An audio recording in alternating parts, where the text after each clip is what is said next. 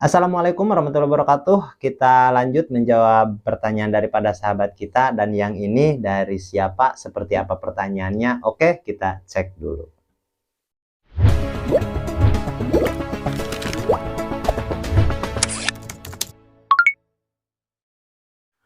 Oke, ini ada pertanyaan daripada sahabat kita, yaitu Mas Angga TH.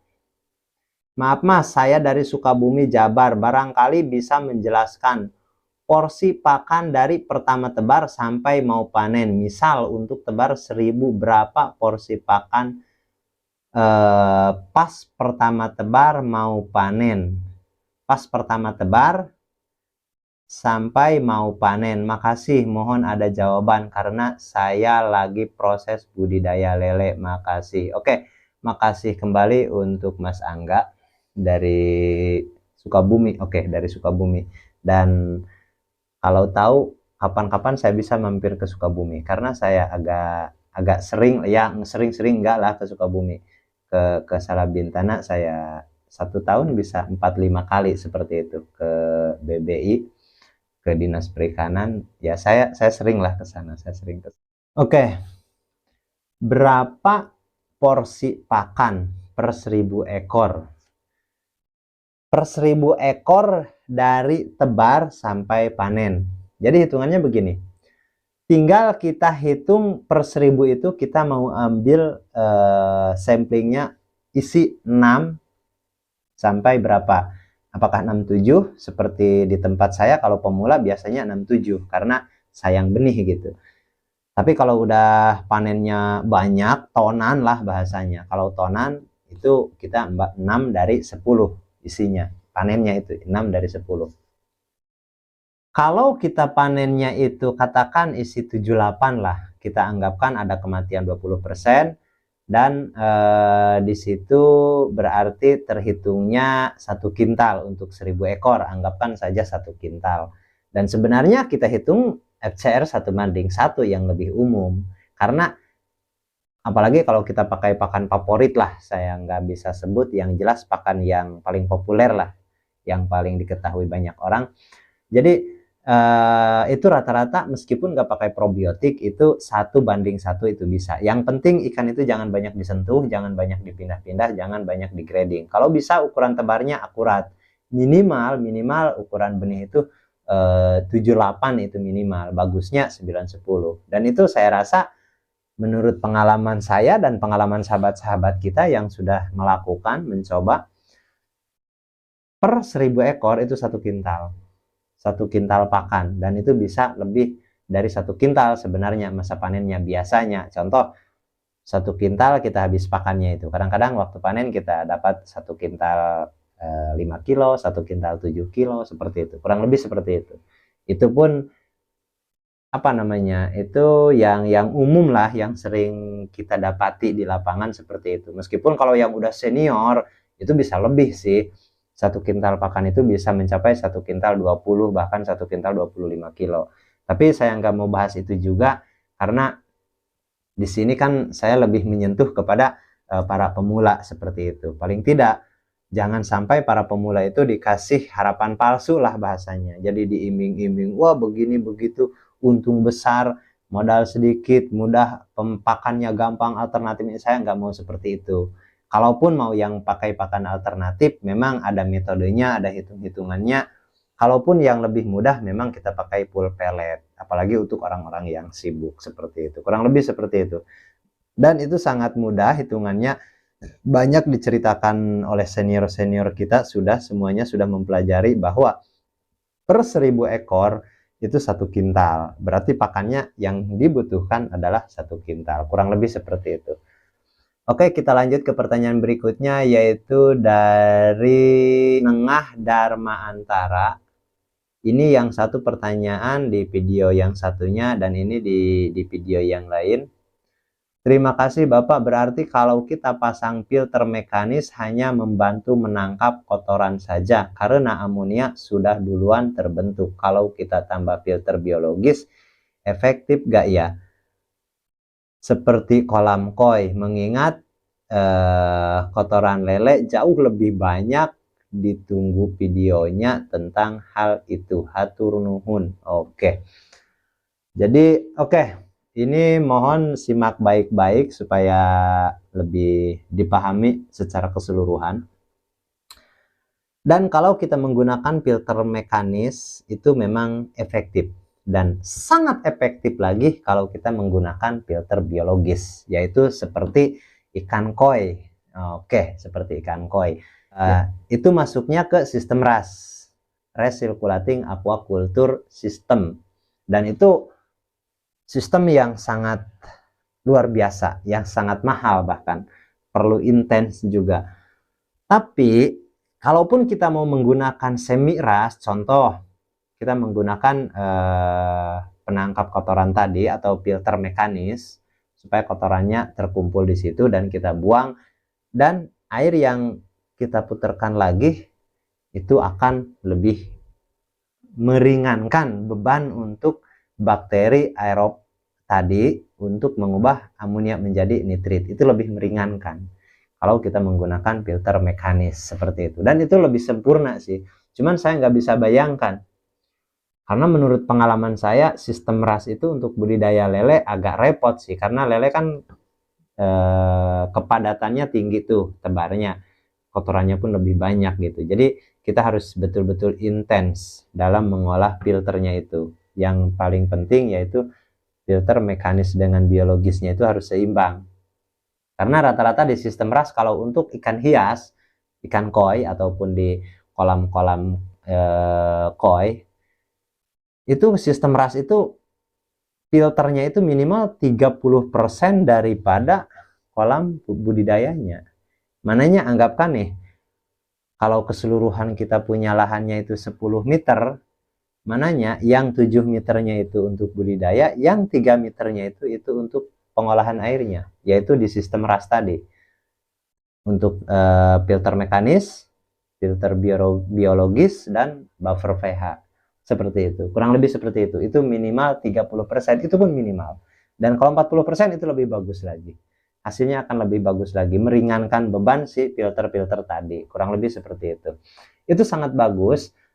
Karena kalau koi wajib seperti itu, bahkan kalau koi nggak bisa kayak lele, wajib seperti itu. Ya, ikan koi saja, ikan yang sangat mahal luar biasa, itu bagus dengan cara itu, apalagi dengan lele. Tapi kita harus hitung SOP-nya juga, biaya operasional seperti apa, kurang lebih seperti itu. Itu sangat bagus kalau mau dilakukan. Oke, kita lanjut ke pertanyaan berikutnya, yaitu dari Melikin. Oke, Bang Melikin. Pak, ikan lele saya pas dimasak dagingnya bau air kolam. Solusinya gimana, Pak? Terima kasih. Oke. Di sini saya ada 3 pertanyaan untuk Bang Melikin. Pertama, budidayanya kolam tanah atau kolam beton? Dan yang kedua, kalaupun kolam tanah, itu ada kemungkinan besar. Tapi kalau misalkan jawabannya, saya nggak pakai kolam tanah, saya kolam beton, tapi tetap bau air kolam gitu, bau amonia gitu, berarti itu sistemnya sistem apa? Kebanyakan itu sistem RWS, Red Water System. Seperti itu, kurang lebih seperti itu. Terus yang terakhir nih, pertanyaan, diberokan lagi nggak? Karena itu poinnya. Setelah kita panen, itu lele itu seharusnya nggak langsung dimasak gitu. Begitu kita di bak pembudidaya nih, apa namanya, di bak budidaya nih, kita ambil langsung kita masak gitu kan, seger-seger lah. Ya biasanya dengan cara itu, kalau yang udah hobi banget sama lele itu sih nggak tercium. Tapi kalau seperti kita-kita yang sedikit selektif gitu kan, itu tetap aromanya masih tercium, masih ada. Dan caranya gimana? Caranya jangan langsung, minimal 24 jam, ya paling cepet-cepetnya 8 jam kalau di bak yang kecil. Tapi kalau misalkan di penampungan yang besar gitu, 24 jam jangan kasih makan dan biarkan berokan. Seperti itu. Makanya kalau lele itu beli dari penjual pengeteng gitu kan, dari pengeteng, itu bisa lebih enak rasanya daripada langsung dari pembudidaya. Karena alasannya itu gitu. Tapi kalaupun kita misalkan mau makan, bagusnya sih kita biarkan dulu minimal 8 jam sampai 24 jam, itu baru kita masak, dan itu biasanya akan hilang aromanya. Seperti itu, kurang lebih seperti itu. Meskipun kolamnya mau tanah, mau tembok, mau terpal, yang penting kalau panen kita berokan. Kalau untuk makan nih, kalau mau untuk jual, jual aja, karena biasanya agen yang memberokkan, seperti itu. Oke, kita lanjut ke pertanyaan berikutnya, yaitu dari Juragan Ayam. Saya udah beberapa siklus budidaya lele, alhamdulillah udah gak ketemu kerugian. Tapi kenapa ya di saat awal tebar bibit selalu mengalami kerontokan, padahal syarat-syarat persiapan air sudah terpenuhi semua, mulai pengendapan, terus penggaraman dan penebaran probiotik, tapi tetap selalu melewati terus yang namanya kerontokan. Yang bikin jengkelnya, ikan gantung gak jelas sebabnya, tapi setelah 2 minggu baru lancar dengan sisa-sisa ikan yang hidup. Tapi paling dari tebar 5.000 yang selamat sampai panen ya 3-4 ribuan. Karena ikan rontok saat di awal tebar, dan harga bibit pun saya dapat harga yang sangat murah. Jadi nggak sampai ketemu kerugian. Tapi tolong sedikit kasih edukasi Kang, soal ikan awal-awal tebar itu rontok kenapa? Kadang terlintas dalam pikiran saya, apa genetik ikan lele di daerah saya itu memang genetiknya yang sudah sangat buruk. Jadi ikan cenceng gampang banget gantung dan lama untuk beradaptasi. Oke. Untuk Kang Juragan Ayam, sebenarnya itu bukan di tempat sampean saja sih, di daerah saya pun masih banyak hal yang seperti itu. Tapi kalau poinnya di sini, apakah ada kemungkinan dari genetik? Itu bahkan kemungkinan besar. Itu bahkan kemungkinan besar, makanya yang saya bilang, saya selalu menyarankan kalau bisa kita bermitra, kalau bisa, yang pertama, dan yang kedua paling tidak, kita beli dari pembibitan yang mempunyai CBIB ataupun yang sudah mempunyai sertifikat untuk genetik indukan itu sendiri. Terlepas itu lele mau sangkuriang, mau mutiara, mau apapun. Karena saya rasa untuk kedepannya pasti ada lagi yang genetik-genetik yang baru seperti itu. Tapi yang jelas, paling tidak kalau udah ada sertifikasinya, berarti kan itu sudah lulus standar dari Dinas Perikanan, bahwa ini itu lele yang cukup sehat, kuat, dan bisa dikembangbiakan dengan sempurna. Kurang lebih seperti itu kalau dari genetik. Tapi kalau dikatakan di situ dari lingkungan, sebenarnya dari lingkungan enggak. Bahkan menurut saya, jangankan Bang Juragan Ayam ini melakukan SOP yang begitu sangat ketat gitu, memberikan antibiotik dulu, penggaraman, dan lain sebagainya. Saya sendiri tidak melakukan apa-apa, itu masih aman. Cuman nih bedanya. Kalau pertanyaannya beli benih itu, kita mendingan yang kecil kita dederkan sendiri, atau mendingan kita yang besar kita tebar langsung. Menurut saya, pengalaman saya dan teman-teman saya, kita beli kecil. Bahkan yang 2 cm, 1-2 cm itu kita dederkan sendiri. Kita ambil dari pemijahan, kita dederkan sendiri. Yang pertama tentunya untungnya lebih besar, dan yang kedua, ikan itu pas kita mau budidaya itu udah adaptasi di lingkungan, udah sesuai dengan lingkungannya. Mungkin sejauh ini Bang Juragan Ayam sudah menangkap maksud saya. Kalaupun ada kerontokan itu di apa namanya, di masa pendederan tadi, dan itu nggak begitu ngepek seperti di segmen pembesaran seperti itu. Karena kalau di pendederan bahasanya begini, contoh nih, di pendederan kita ambil 50.000 tuh. Kalau di pendederan itu selama 35.000, itu masih jauh lebih untung bahkan. Tapi kalaupun misalkan kita udah memahami, sebenarnya 40.000 itu masih bisa yakin terselamatkan sih. Meskipun jarang-jarang utuh sih ikan itu, karena tetap dalam timbangannya pun kita ada sampling juga gitu. Jadi kematiannya normal gitu. Meskipun nggak full 50.000, 45.000 mah itu udah biasa lah, seperti itu, masih bisa terselamatkan. Cuman yang paling penting adalah kita itu lebih cepat waktu pembesarannya, lebih cepat. Karena hitungannya lele itu menurut saya targetnya kan 60 hari tuh. 60 hari kita panen. Jadi itu yang diambil, supaya 60 hari panen gak ada gangguan. Jadi meskipun kita tebar 78, ukuran benihnya 78, nggak terlalu besar gitu maksudnya. Tetap cepat panen, karena nggak ada masalah. Karena itu hanya pindah bak doang. Untuk lingkungan, suhu, dan lain sebagainya, itu udah diadaptasi. Dan lebih mudah mengadaptasikan ikan yang kecil ketimbang ikan yang besar. Cuman kalau saya terus terang, dalam segmen pendederan, saya nggak pernah menggunakan antibiotik apapun. Cuman biasanya, dikala ikan dimasukkan, saya kasih daun pisang. Itu doang sih. Ya, lebih ke apa ya? Sebenarnya bisa diterangkan secara ilmiah juga gitu. Yang pertama, daun pisang itu lebih relatif menjaga suhu, seperti itu. Saya lebih ke arah sana sih. Makanya saya lebih mengarahkan, kalau misalkan binaan-binaan saya itu kebanyakan, kalau ada nih di segmen pembenihan yang jual benih itu ukuran yang kecil, mendingan ambil yang kecil. Kalau ada, perawatannya lebih, menurut saya lebih mudah bahkan daripada yang besar. Karena kalau yang udah besar itu kayak apa ya, kalau diambil ke psikologis manusia, kayak kita angkat anak tuh yang udah besar dengan yang baik itu lain. Kalau yang udah besar dia udah sadar, dia proteksinya tinggi tuh, dia merasa nggak nyamannya tinggi tuh, karena dia merasa nggak aman gitu. Ya kayak kita aborsi kucing, anjing, dan lain sebagainya. Kecil dengan besar itu beda, itu beda.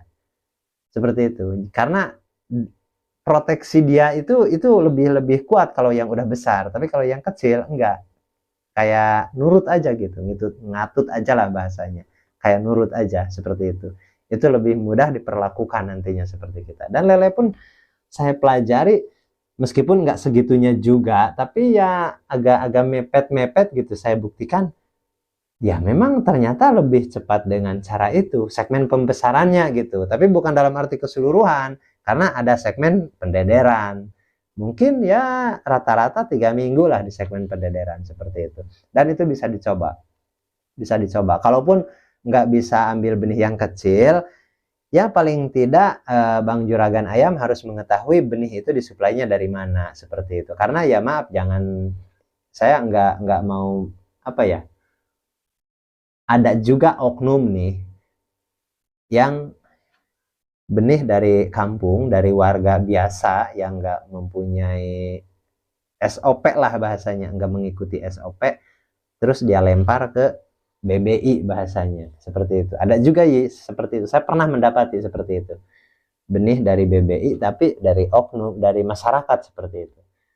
Tapi kalaupun masyarakatnya itu sudah paham, sudah betul-betul berkualitas lah, karena sertifikasi ya sebenarnya kan kertas, yang lebih kembali lagi kepada apa namanya, kepada pengetahuan kita masing-masing lah sebenarnya. Cuman kan kalau nggak ada kertas itu, meskipun itu hanya sebatas kertas, itu kan legalitas gitu. Jadi ada bukti lah, ada kesaksian bahwa sudah lulus apa namanya, sudah masuk standar lah bahasanya, sudah masuk standar, seperti itu, kurang lebih seperti itu. Oke, kita lanjut ke pertanyaan berikutnya. Ini ada dari Bang Aryodilah. Akhirnya saya panen Kang, pertama kirain bakalan rugi.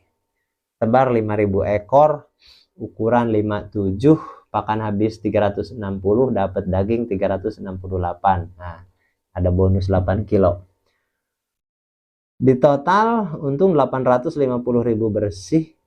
Saya hitung detil sampai penyusutan, terpal, dan lain-lain. Akhirnya pembuktian matahin mitos budidaya lele pasti rugi. Walau pertama kali main lele bisa untung. Makasih Bang ilmunya. Oke, makasih kembali. Oke, jadi oleh karena itu, kenapa kadang saya suka tegas gitu dalam menyampaikan apa ya namanya, motivasi lah bahasanya, untuk membangkitkan semangat para pembudidaya yang pemula. Karena tujuannya itu. Jadi kita jangan percaya mitos dulu, tapi kita pun jangan terlalu berharap lebih dulu. Pokoknya bejo aja, jalankan aja dulu. Hanya jangan neko-neko, itu saja sih. Makanya syarat untuk mengikuti pelatihan saya mah justru begini. Jangan macam-macam menggunakan hal-hal yang dibawa oleh opini publik. Itu saya mah. Jadi begini, kita tebar benih, sediakan pakan, dan kasih pakan. Meskipun katanya rugilah kalau dari pakan pabrikan, apalah, inilah, itulah, jangan didengar, kita lanjutkan saja dulu. Dan di situ nanti kita akan tahu. Kalaupun katanya rugi, ruginya berapa gitu. Kalau nggak rugi, seberapa sih 50-50-nya. Kalaupun untung, berapa sih keuntungannya? Dan setelah itu, minimal 1, 2, 3 kali kita coba dengan cara itu, hitungannya masih sama, masih misalkan kalau untung adalah sedikit, tebar lagi ada untung sedikit karena full pellet gitu, tebar lagi ada sedikit karena full pellet, itu nggak apa-apa. Setelah itu kita baru riset yang lain, coba kita pakai alternatif apa, kita coba pakai alternatif apa, kita pakai coba cara-cara yang sudah apa namanya, sudah booming lah, sudah booming di kalangan pembudidaya, yang katanya bisa pakai ini, bisa pakai itu, dengan cara ini, dengan cara itu, metode ini, metode itu, dan sistem ini, sistem itu, macam-macam. Itu baru kita coba. Tapi tetap kita harus membuktikan konsisten dulu dalam satu sistem, yaitu bejo. Menurut saya itu sistem bejo. Kita jangan banyak mikir, tebar, sediakan pakan. Udah. Kasih saja pakan sampai secukupnya, sampai panen, dan panen baru hitung. Kita jangan banyak teori dulu. Setelah itu baru kita pakai teori yang lain-lain. Jadi paling tidak kita ada acuan. Kalau misalkan kita pakai alternatif, rugi nih. Kan kita sudah punya acuan tuh. Kok kemarin saya budidaya nggak pakai alternatif, full pellet, malah untung 100.000. Kok ini malah nombok 300.000? Kan di situ kita ada acuan. Jadi jangan sampai kita menjudge ataupun memponis bahwa budidaya lele itu pasti rugi, budidaya lele itu nggak ada untungnya. Gimana mau untung? Harga dagingnya cuma 18.000, harga pakannya 300, kan nggak seimbang. Kan seperti itu. Jadi itu pun kita harus buktikan, baru kita beropini. Kurang lebih seperti itu. Oke, makasih untuk Mas Aryo Dilah, paling tidak sudah membuktikan. Dan saya harap Mas Aryo Dilah bisa berbagi juga ke teman-teman yang lain. Ya paling tidak kita membantu sesama pemula supaya tidak patah semangat. Bahwa sebenarnya bisa. Dengan cara sesederhana itu pun bisa. Kurang lebih seperti itu. Oke, kita lanjut ke pertanyaan berikutnya, yaitu dari user IC7. Mau nanya, Kang, kocor bawah sama atas bagus mana ya, Kang? Mohon pencerahannya. Kocor bawah sama atas bagus mana? Jadi begini, kalau kebanyakan, bahkan hampir semua sih, kocor itu dari atas. Karena kalau dari bawah, ya bisa sih, tapi kalau efektifnya, bagusnya, ya bagus dari atas. Karena kocor bukan hanya satu keuntungan saja kalau dari atas, itu ada beberapa keuntungan. Ini kita kocor bahas dari bawah dulu nih. Kalau kita kocor dari bawah, yang pertama, amonianya itu justru akan larut, kotorannya itu akan larut, dan itu makin nggak bagus. Itu yang pertama, minusnya, kekurangannya. Terus yang kedua, di situ nggak ada oksidasi. Kalau airnya memang betul-betul bagus, sumber mata air pegunungan, ya itu masih oke lah. Ada oksigennya yang bagus, DO-nya yang bagus seperti itu. Tapi kalau misalkan dari sumur, apalagi sumur bor, justru itu kurang bagus. Seperti itu. Jadi banyak minusnya bahkan. Tapi kalau kita kocornya di atas, itu nggak ada minusnya, itu plus. Pertama, debit air kita bisa lihat secara manual lah bahasanya. Kita bisa lihat secara spesifik keperluannya untuk pengocoran itu seberapa besar. Itu yang pertama. Terus yang kedua, apabila ada tribal, ada perubahan warna air dan lain sebagainya, itu kelihatan. Apalagi kalau dari PDAM, dari mana seperti itu kelihatan, ataupun dari gunung, ataupun air yang tercemar, itu bisa kelihatan. Meskipun itu hal-hal yang jarang sih, jarang terjadi. Yang ketiga, ini yang paling penting. Sambil kita kocor, di situ ada kerja yang namanya oksidasi, yang itu jarang dibahas oleh pembudidaya manapun. Terus terang saya katakan, itu nggak ada pembahasan di para senior mentor manapun yang membahas soal yang itu. Soal kelebihan daripada sistem kocor. Dan di sini akan saya bahas. Kelebihan daripada sistem kocor itu adalah selain daripada mengocorkan air, mengatur debit air, itu ada oksidasi. Dan kelebihan oksidasi itu banyak. Pertama, bisa memecah zat padat terlarut yang ada di dalam air. Salah satunya zat besi. Dengan oksidasi itu bisa menekan, bisa menurun, bahkan bisa menghilangkan kalau oksidasinya spesifik. Apalagi kalau 2 kali. Di toren ada oksidasi juga, pas kocor ada oksidasi juga. Terus apalagi keuntungan daripada oksidasi? Yaitu bisa menambah kadar DO atau bisa menambah oksigen terlarut. Karena itu langsung bersentuhan dengan udara. Air mancur itu langsung bersentuhan dengan udara. Seperti itu. Jadi nggak langsung dari sumur bor langsung ke kolam. Nggak seperti itu. Dan keuntungannya banyak. Berarti kesimpulannya bagus mana? Bagus yang dari atas daripada dari bawah. Kurang lebih seperti itu. Oke, mudah-mudahan bisa dipahami. Dan saya pikir untuk video yang ini takut terlalu panjang. Dan kita lanjut pembahasan di video berikutnya. Assalamualaikum warahmatullahi wabarakatuh.